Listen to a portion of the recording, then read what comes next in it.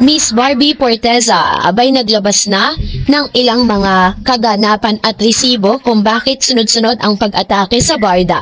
But before that, if you haven't subscribed yet to my YouTube channel, please don't forget to like, share, and subscribe at hit mo na rin ang notification bell for more showbiz updates. Bago tayo, of course, magpatuloy sa ating updates for today's video, of course, nais kong pasalamatan kayo for always watching and trusting this channel. Thank you so much sa inyong palagi ang panonood at palagi ang pagsubaybay sa mga updates po natin. Maraming salamat po. At ngayong araw, ito na pag-usapan natin si Mr. David Licauco matapos nga po na kung mapapansin ninyo ay sunod-sunod ang pag-atake dito kay Mr. David Licauco. Hindi lang po yung karera niya, hindi lang po yung personal niyang buhay at love life niya ang pinanghimasukan ngayon ng mga demolition job. Meron kasing tinatawag na demolition job sa showbiz. Kapag yan po yung mga tinatawag na bayaran, na talagang magbabayad sila, gagawa sila ng paraan para po durugin at wasakin ang imahe ng isang aktor or ng isang personalidad. At yun po ngayon ang nangyayari kay Mr. David Licauco matapos lumabas ang ilan sa mga statement ng babae na si Miss Celine Dizon sa YouTube channel ng isang, dito po sa YouTube channel no, na tinakil po natin. And this time, eto na, kasi sunod-sunod din po ang mga post si Miss Barbie Forteza sa kanya pong social media account na tila baga talagang pinapakita niya dito how busy she is sa lahat ng mga nangyayari ngayon. Talagang medyo unbothered naman talaga si Miss Barbie. Kasi bakit naman kailangan niya mabothered?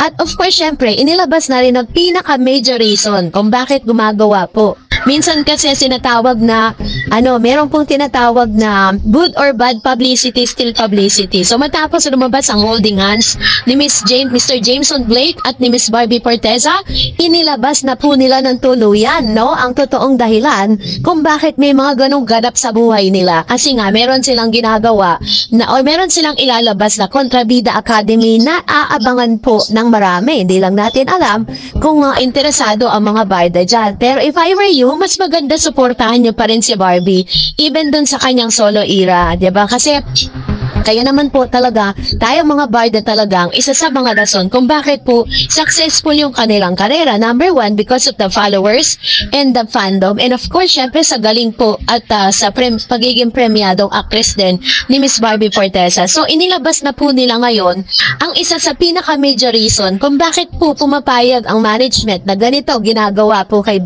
David Licauco. Kasi gusto po na mapag-usapan ng gusto. Lalo na po ngayon, ito na po, lumabas na. Tapos, sasabihin ni Mr. JB or Jameson Blake na in love siya ngayon, diba? Parang sinabi niya sa It's Showtime, umamin daw siya dito kay Ami Perez na in love si Mr. Jameson Blake. Which is, Diyos ko, kung hindi niyo po kayo sanay sa showbiz, talagang maniniwala kayo agad-agad nang hindi niyo pa po iniimbestigahan. Bakit po bigla siyang naging in love? Kasi nga, meron silang ilalabas na project ni Miss Barbie Forteza. Kailangan magmukha silang in love. Magmukhang in love. Sinasabi ni Jameson Blake, sige, let's give them the benefit of the doubt. In love daw siya ngayon. Ang tanong, si Miss Barbie Forteza ba ay in love din? Diba? Kasi kiniklaim po ng ilan na yung daw sinabi ni Miss Barbie Forteza na mga qualities ng lalaking hinahanap niya, like marunong sumayaw, tapos stable. Sa tingin po ba ninyo stable na po buhay ni Jameson? Hindi po. Yung mga na-achieve po ni David Licauco ay hindi pa na-achieve ni Jameson Blake. Hindi pa naman po nagbibida yan eh. Ngayon pa lang po talaga nabigyan ng opportunity na maipartner sa isang big star na si Miss Barbie Forteza. Kaya gano'n na lang yung ginagawa niyang effort para talagang mag-match sila tapos magmukha silang in love sa isa't isa na para, syempre alam niyo na, para sa career growth niya dahil nakita naman natin na hindi naman talaga gano'n karami ang project ni Mr. Jameson Blake. Ganon din kay David Licauco.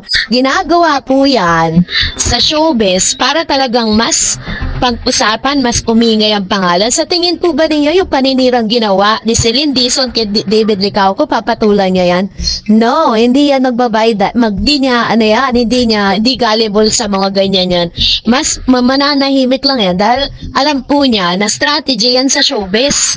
No, talagang gagawin nila yan para mapag-usapan. Pero ang pangit Bakit nga lang nasisira ang imahe? Pero kung totoong fan ka ni Barbie at ni David Licauco, hindi ka basta-basta maniniwala at masisway sa mga ganitong strategiya sa showbiz. Kaya team panatag lang tayo. At dahil dyan, narito ang ilan sa mga comments reaction ninyo sa comment section. Unahin natin si Miss Vivian Parencilo. David is a good guy. Huwag natin siyang siraan. Barbie is a good girl. Pareho silang hindi plastic. Totoo silang tao. Dapat kung girlfriend niya, sasama na yan sa pag-promote, pag-surfing niya, which is true Sabi ni Miss Mercy, grabe ang bash kay David below the belt. Below the belt na, hindi raw siya magbabago. Mahilig pa rin daw siyang uminom ng alak. At mag-happy-happy. Kawawa raw si Barbie kapag si David na ang naging boyfriend niya.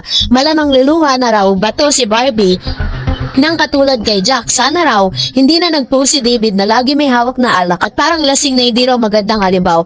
Ano ba yun? Minsan lang naman nag-inom yung tao. Hindi niya naman araw-araw nakikita, no? Sabi ni Miss Emmy Villanueva, para matigil na yan, dapat magsalita si Jay Ortega dahil siya ang kasama at yung iba kasama ni David. Nakakaawa na si David. Ramdam ni Barbie yan. And sabi ni Miss Teresa Sariola, nakakaawa po ang Barda. Tinagtad ng chismis na mga bashers. Kasi nga po, meron silang project. May mga solo era project sila at kailangan gawin po yan. Kadalasan yan po yung mga bayaran. Yan po yung mga tinatawag na demolition job. Sabi ni Miss Maria Fortuna, yes, mabait si David and Barbie. Hindi naman manyaki si David. Maraming may gusto sa kanya pero di nila makuha si David. And sabi ni Miss Shirley, Team Malatag here, Ma'am Dareds. Thank you, Ma'am Shirley Salamat sa mga talaga namang super duper supportive na mga Barda fans na hanggang sa ngayon kahit ano pong lumalabas sa mga news ay hindi nagpapadala, no? Huwag po tayo masyado magpadala sa mga chika. Sabi ni Miss Lilia, good morning po Ma'am Darren. Salamat po ulit sa mga pinapakita mo na pagmamahal sa Barda. Kaya pa ikaw palagi pinapanood namin. Salamat Ma'am Lilia. Salamat po. Sabi ni Miss Karina, I'll remain Barda and Team Matatag. O diba, dapat ganyan ang mga totoong fan. Hindi nagpapadala sa mga naririnig lang nang wala namang konkretong resibo. Another, sabi ni Miss Teresa, panatag lang po tayo mga Barda, magiging happy pa rin po tayo, walang bibitaw.